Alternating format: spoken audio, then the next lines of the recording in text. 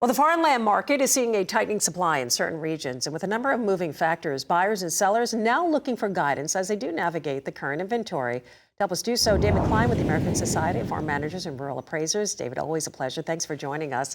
What's happening out there right now in farmland market across Illinois? Yeah, good morning, Suzanne. We're in the middle of a brief, almost winter respite here before we hit back to spring. And we're seeing a tightening of supply across the Illinois market. In fact, I checked our inventories clear back to 2006. So over the last 20 years, this is the third tightest supply of inventory that we've personally had in our shop as far as available land to sell.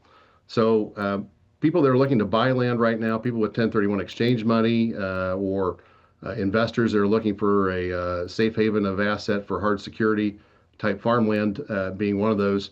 They don't have a lot to choose from. Some are getting a little more creative, looking for ways to ask farmers about leasebacks or making solicitations directly to people saying, hey, if you've got something you're thinking about selling, or if you're wanting a leaseback to be able to continue farming a farm but need to work on your working capital a little bit after you talk to your banker, give me a call, that type of thing. So that's kind of what we're at right now. We're going to finish up the last of our auctions on Friday for the spring, and that'll be it. But yeah, so that's kind of what's going on at this point. A lot of private treaty sale closings that we've closed privately over the last couple months, and found that one buyer that was out there and negotiated something with them privately.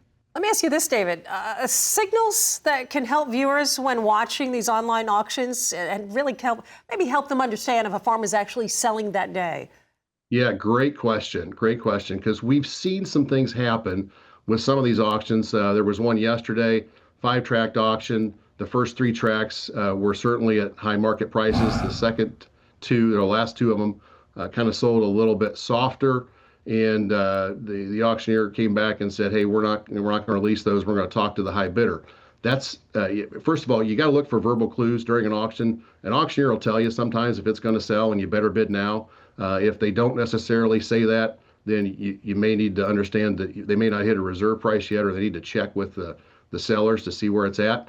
If it gets to that point where it doesn't sell at the end of the auction, usually that auctioneer, who is typically a licensed real estate broker as well, goes into kind of a second form of a negotiation process with the high bidder or someone else.